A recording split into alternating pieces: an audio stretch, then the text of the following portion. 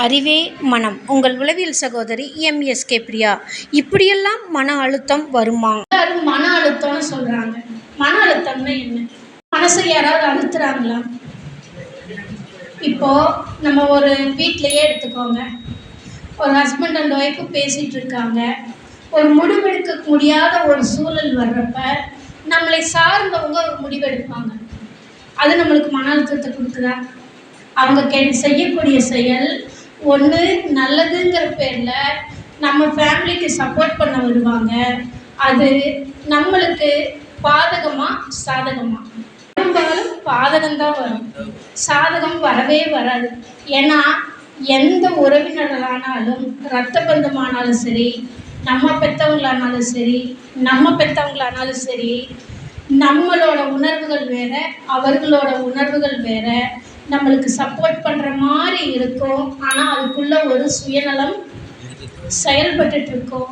அப்போ நம்ம ஒவ்வொருத்தருமே இந்த அப்ளை நோட் பண்ண மாதிரி தான். இந்த தயக்கம், பயம், வெக்கம், மானம், இந்த மாதிரி இருக்கிறதுல எல்லாம் நம்மளை நம்ம தயார் பண்ணிக்கிறதுக்கு நம்மளை ஒவ்வொரு புது தகவலையும் தெரிஞ்சுக்கணும், புது நபர்களை தேடணும், புது புது விஷயங்கள் கற்றுக்கணும்.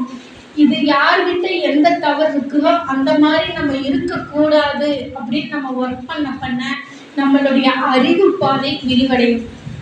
பழைய டிஎன்ஏ அறிவுப்பதிவு மைனஸ் ஆகிட்டு புதுசாக நீங்கள் சேகரிக்கக்கூடியது டெவலப் ஆகுறப்ப உங்கள் முகம் தெளிவடையும். நீங்கள் எந்த இடத்துக்கு போனாலும் உங்களால் ஃபிட்டாக இருக்க முடியும்.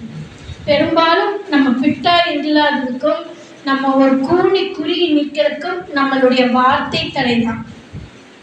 அந்த வார்த்தை தடையோ நம்மளுக்கு தெரிஞ்சதை சொல்ல முடியாத தடையும் தான் நம்ம குறுகியே நிற்கிறோம்.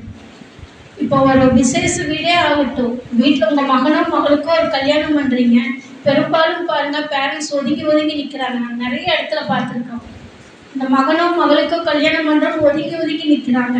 ஏன்னா வீட்டில் பெரியவங்க இருக்கிறாங்க, அவங்க பேசுவாங்க, எங்கள் அண்ணன் பேசுவார், என் மச்சான் பேசுவாருன்னு சொல்லி இன்னொருத்தர் அனுப்பி விடுறாங்க. அவங்களால ஏற்படக்கூடிய பாதிப்பு பார்த்திங்கன்னா அதிகமாக இருக்குது. அப்போ நம்மளுக்கு பேச தெரியுது, ஏன் பேச தெரியலன்னு இந்த தயக்கம் தான். அப்போ நம்மளை ஒவ்வொரு இடத்துலையும் அது சரியாக தப்போ நம்ம பேசுவோம். பேசி நம்ம போகிறப்ப தான் நம்மளை ரெனவேட் பண்ண முடியும். இந்த தடவை 4 பேர் நீ எப்படி இப்படி பேசலான்னு சொன்னோம்னா அடுத்து நம்ம கரெக்ஷன் பண்ணுவோம். நம்ம பேசாமையே தயங்கி இன்னொருத்தர் அனுப்பிச்சிட்டு இருந்தோம்னா நம்ம ஒரு பிரச்சனைக்கு தொடர்ந்து இன்னொன்று செயின் லிங்காக வந்துக்கிட்டே தான் இருக்கும்.